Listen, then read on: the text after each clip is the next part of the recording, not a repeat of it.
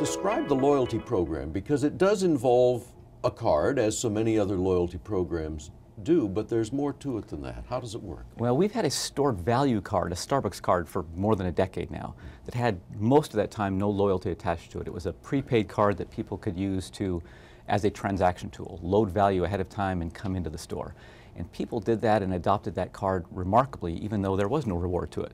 And I think that spoke to two things. One is the convenience of that form of payment, which was very useful to people, but also an identification with the brand. Pulling a card out of your pocket with a brand that is so trusted and so respected and is so part of your lives has meant a lot to people for many years. Now, a few years ago, we then introduced loyalty as a piece of that, which recognizes somebody when they register their card and rewards them for their transactions. That has skyrocketed adoption of the program in a way that now 25% of our transactions are some form of a loyalty payment. A third of our transactions overall are prepaid ahead of time. That gives us a consistency to that transaction that, again, I think others don't quite enjoy as much as we do. So a third of the transactions are somehow prepaid. Yes. They've loaded value into a card. Yes. Or they might have done it through an mobile application, which we'll get to. But somehow it's prepaid. And think of the value of that in terms of if you're a customer and you have trusted Starbucks to load value on your card, perhaps automatically reload it on some frequency, you're much more likely to not give up that daily visit, that daily ritual. Probably it's going to be the last thing you give up in your life, even when things may get a little challenging.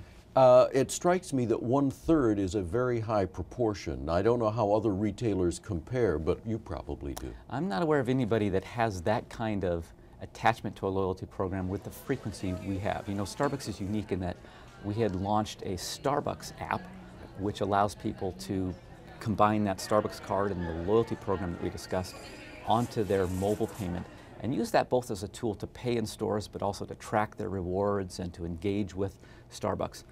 That already represents 11% of our transactions in the US. We became, overnight, upon launching that app, the biggest mobile retailer in terms of payments in the US quickly. And that is growing rapidly as we go. When you put it all together, you have access to a huge amount of customer data. Yes. How are you getting value from all that data? Well, first I'll tell you, we're very sensitive to how we use people's information. For those who register, we have a vast amount of transactional data that helps us understand and increasingly target one-to-one marketing messages to our customers. Right on the front end of this, but as we know, if somebody, for example, every year loves pumpkin spice latte when it comes out, we have a chance to understand that based on their purchases and perhaps tease them a little bit that it's coming. Right. It'll launch on this particular date. We can introduce new products that are coming through one-to-one marketing based on regionally where somebody purchases products or the kind of beverages that they might enjoy.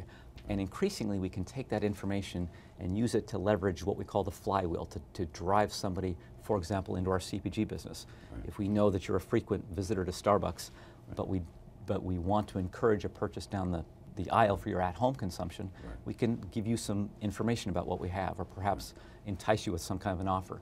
We have a vast opportunity ahead of us that we're really just at the front end of beginning to use in appropriate ways.